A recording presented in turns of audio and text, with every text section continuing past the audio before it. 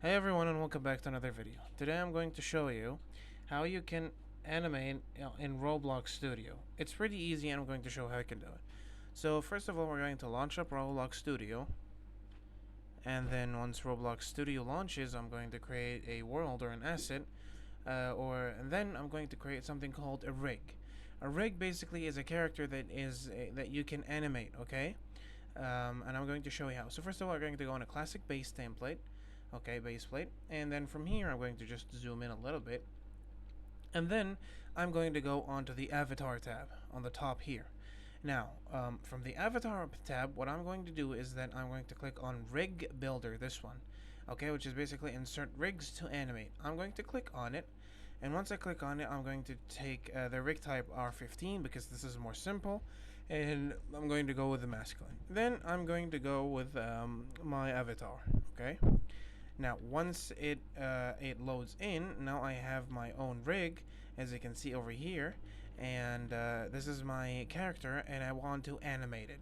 So how can I animate? Is actually I'm going to click on the animation editor, and this is the rig that I'm going to click on. I need to click on the rig, so I'm able to animate it. Okay, so I'm going to name the animation name, animation clip. This one. Okay. And then here, now I can start animating by basically inserting something called keyframes. So I'm going to go with the arm from the shoulder here. Now it's not moving, so I'm going to go with the keyframe a little bit to the right, okay, here, and then I'm going to move his shoulder like this.